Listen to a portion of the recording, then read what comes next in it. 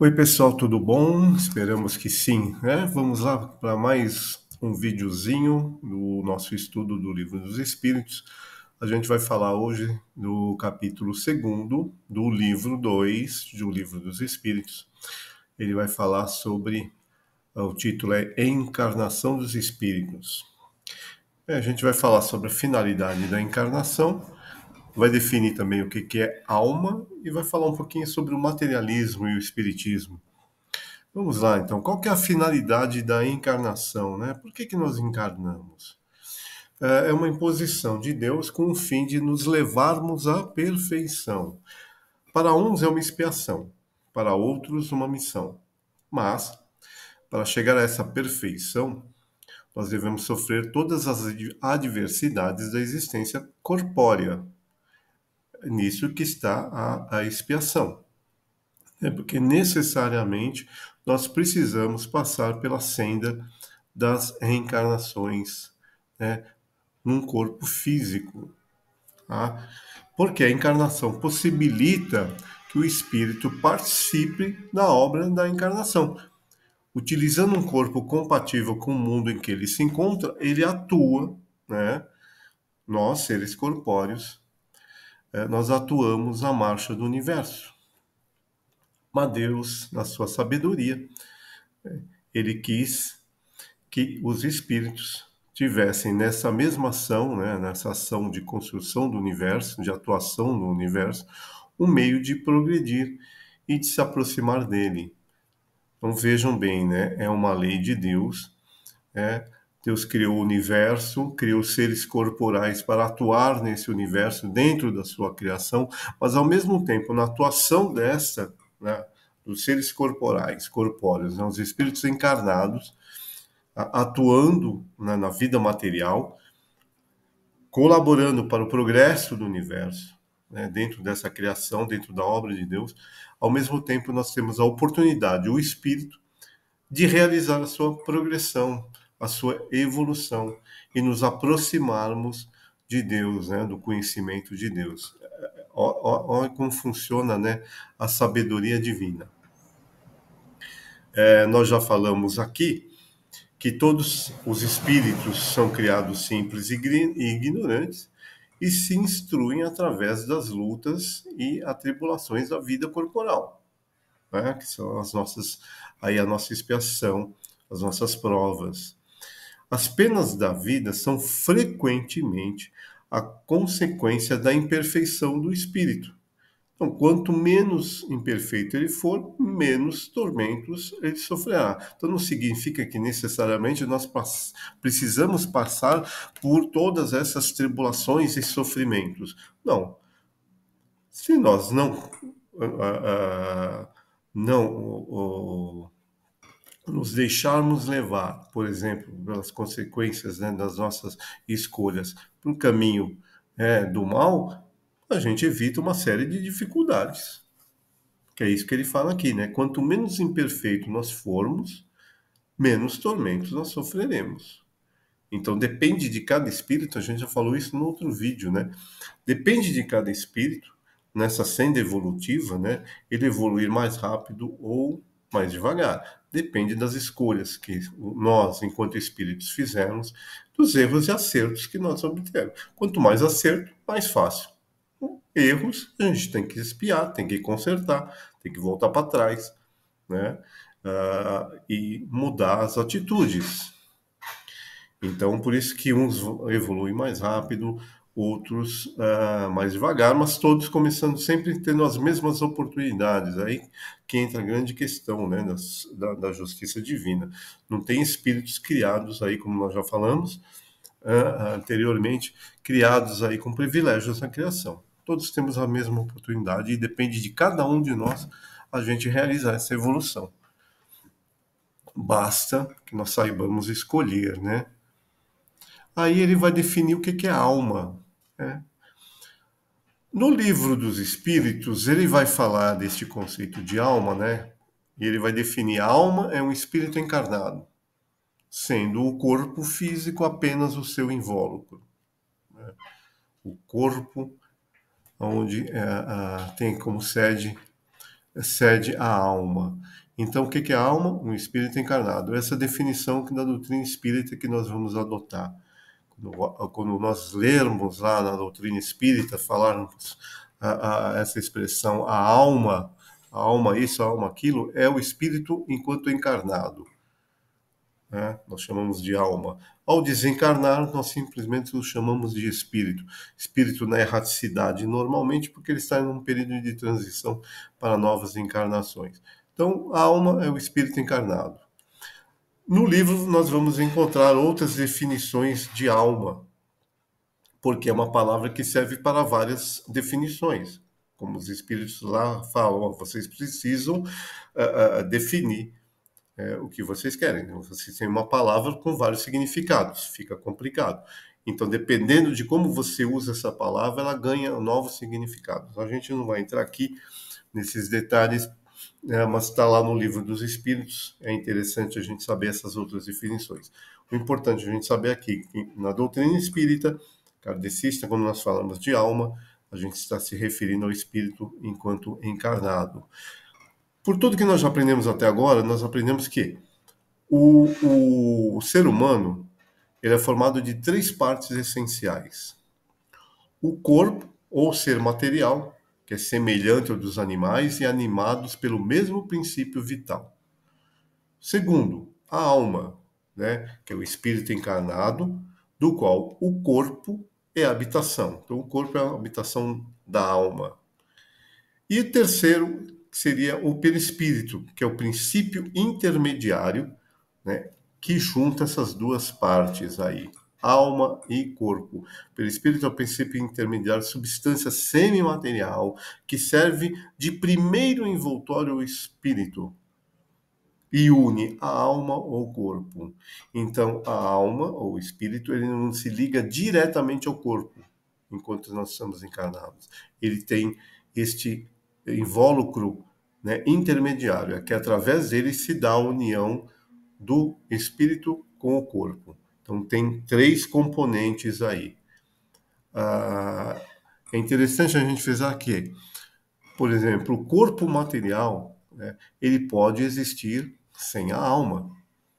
Antes do nascimento, não há uma união decisiva entre a alma e o corpo, ao passo que após o estabelecimento desta união, ao nascimento, só a morte do corpo pode romper esses liames, né, essas ligações que unem a alma ao corpo, e aí na morte a alma deixa o corpo, né? O corpo perdendo a sua vitalidade, a alma automaticamente deixa o corpo, né? A vida orgânica pode animar um corpo sem alma, mas a alma não pode habitar um corpo sem vida orgânica, né? Porque são coisas distintas, a alma e os seres orgânicos. A gente já falou sobre isso nas aulas, nos vídeos anteriores, tá? Mostra aí o quanto são distintos. A união, enquanto a vitalidade, a alma está ali ligada, atuando no mundo material, né, na encarnação,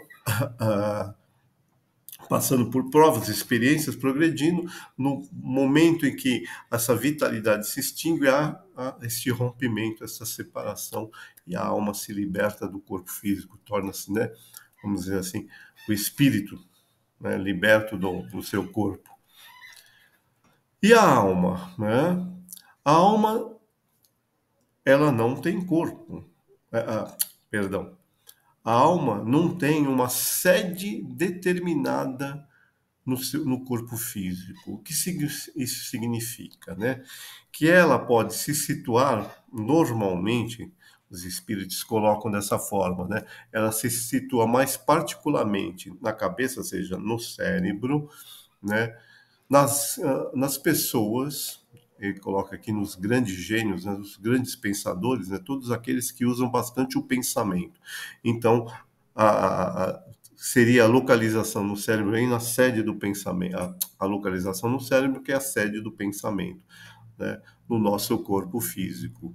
E naqueles que usam bastante, né, do sentimento, como a gente fala do coração, né, se dedicando a ações humanitárias, né, na caridade, no amor, ela se localizaria o quê?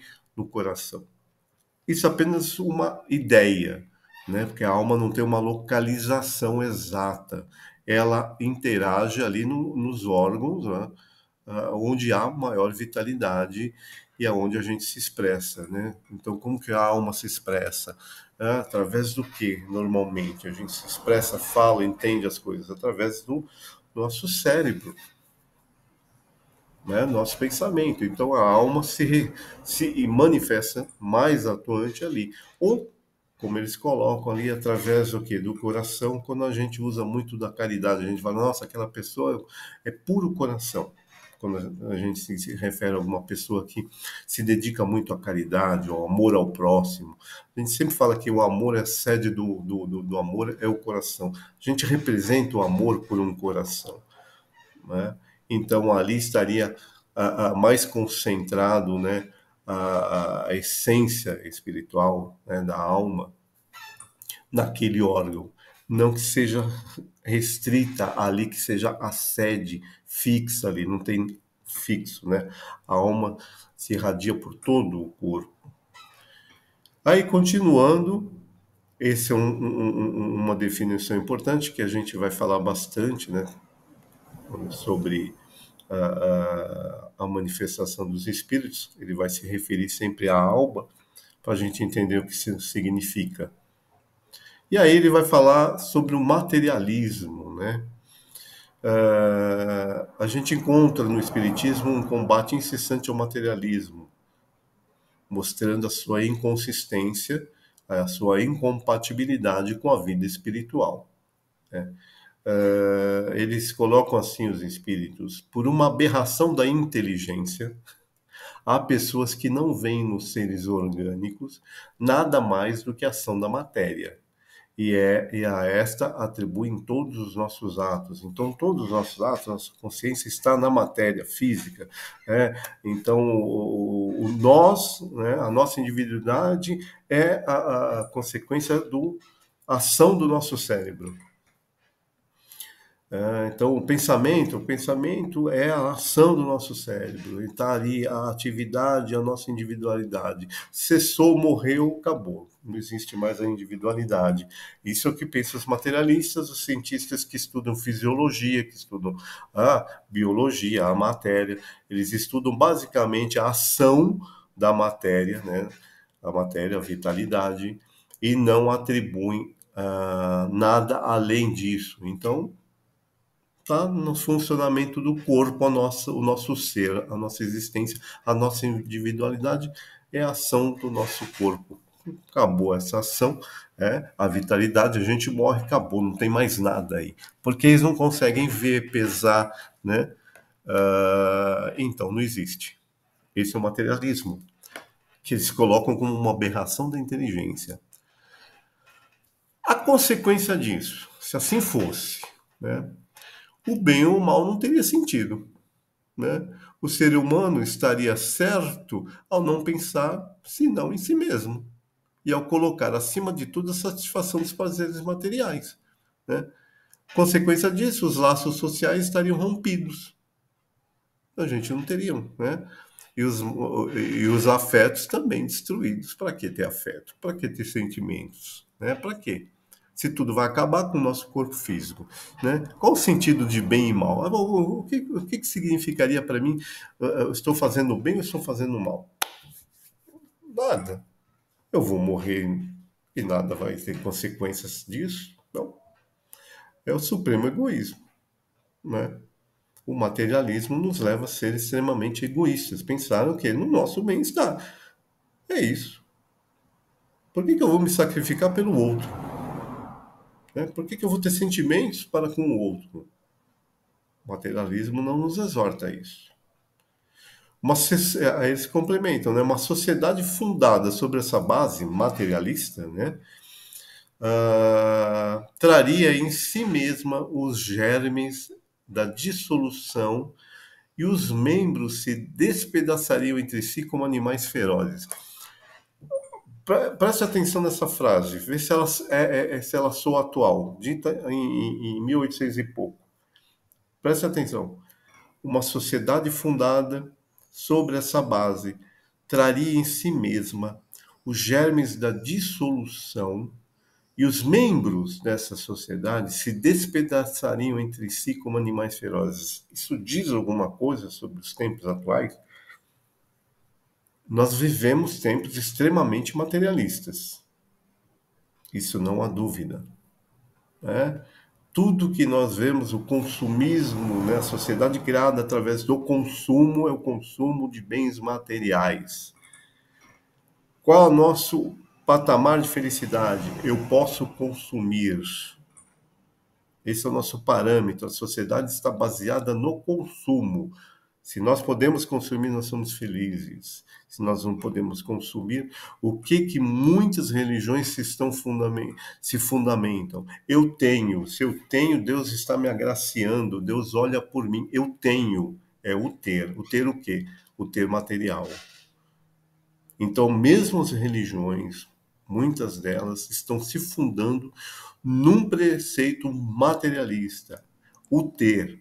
E o ter é sempre egoísta, não tenho dúvida disso. Eu tenho, eu possuo, eu sou mais. Eu tenho os bens materiais que me satisfazem, os outros não têm. Eu sou superior aos outros. É a superioridade social.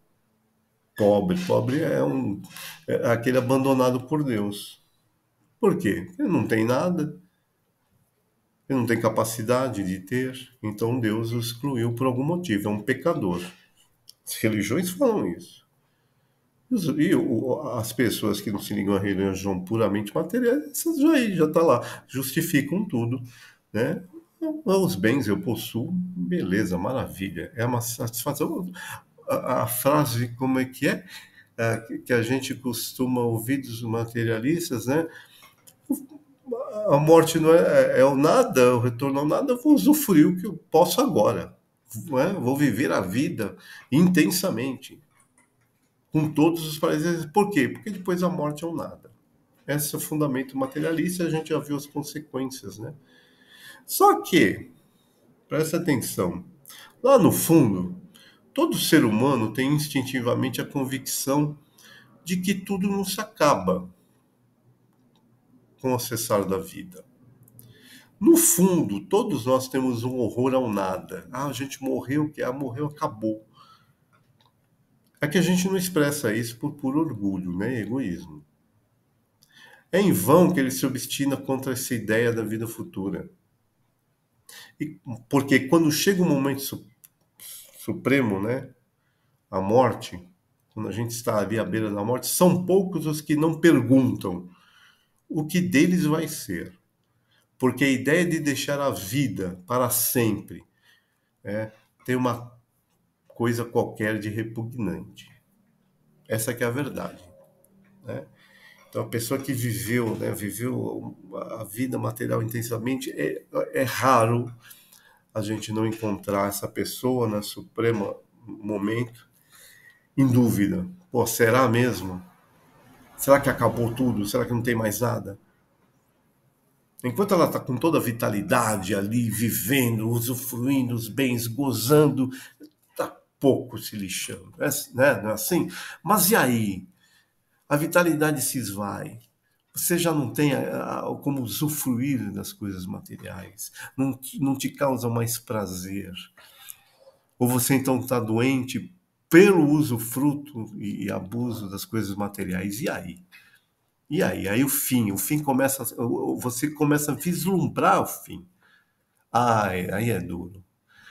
É duro de se manter ali firme no seu materialismo e achar que realmente acabou tudo e ficar tranquilo com isso. Que sempre vai surgir, vai estar lá no seu interior um quê, né? Será que acaba tudo? Porque nós somos espíritos. Por mais que a gente negue, né, a espiritualidade e a gente viva só, né, a satisfação material, corporal, mas nós somos espíritos encarnados. E fica aquele, né, lá no fundinho da nossa consciência, que tem algo além, algo mais. Aí é duro, né? A missão do Espiritismo é precisamente a de nos esclarecer sobre esse futuro, a de nos fazer, até certo ponto, vê-lo e tocá-lo, não mais pelo raciocínio, mas através de fatos, as manifestações espíritas, né? Graças às comunicações espíritas, é a realidade que nos mostra sua face, porque são os próprios seres de além-túmulo, os espíritos desencarnados da humanidade,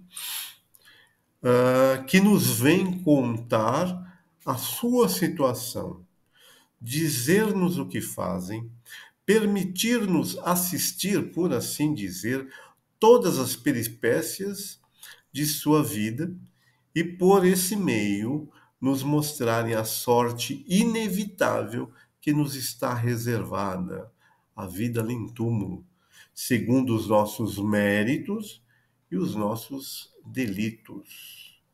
O Espiritismo teve essa grande transformação do Espiritismo moderno. A ideia na espiritualidade sempre existiu, nós já falamos isso. O Espiritismo antigo, né, chamado assim, Espiritismo antigo, estava nas superstições, nas feitiçarias, na magia, né, no sobrenatural. O Espiritismo moderno quebra tudo isso e fala assim: não existe o sobrenatural, é uma das forças da natureza, faz parte da natureza, são fenômenos naturais que podem ser observados e estudados. Observados o quê? A vida dos espíritos na vida espiritual, a sua vida, seu movimento, a sua atuação depois da encarnação, depois de estarmos aqui neste mundo como seres vivos. Essa grande obra do Espiritismo e quebra, né? Quebra e vai, né, de encontro, né, contra os princípios materialistas que negam a existência do espírito. Uma das forças, como foi colocado, uma das forças de Deus colocou sobre a natureza, atuando na natureza. São fenômenos naturais, fazem parte da natureza. A atuação dos espíritos sobre o nosso mundo, né, e no mundo espiritual, quebrando aí esse horror da materialidade, né, do materialismo, a negação de tudo isso. O Espiritismo é o mais poderoso neste sentido. Olha só, muitas religiões nos condenam o Espiritismo, né, como coisas do demônio. Só que o Espiritismo é o mais poderoso auxiliar da religião ao fornecer provas da sobrevivência da alma e explicações racionais para os problemas espirituais, o que nos ajuda a conter a onda materialista. Olha que maravilha! E é exatamente isso, gente. É exatamente isso. É a única filosofia, né, que nos conforta e nos dá essa certeza. E muda tudo em nossa vida. Não tenho dúvida disso. Então, gente, vamos encerrando aqui. Basicamente, este é o resumo do capítulo. Como eu falei, é interessante, vão lá, deem uma lidinha que tem lá outras definições lá de alma, que são aí muitas vezes abordadas para a gente entender, mas as definições principais a gente colocou aqui, tá bom? Dúvidas a gente tira na quinta-feira, na próxima quinta-feira, a partir das 8h30, tá bom, gente? Então esperamos que todos possam estar lá reunidos para a gente completar aí o nosso estudo, tá bom? Então, uma boa semana para vocês e até a próxima quinta-feira. Fiquem com Deus.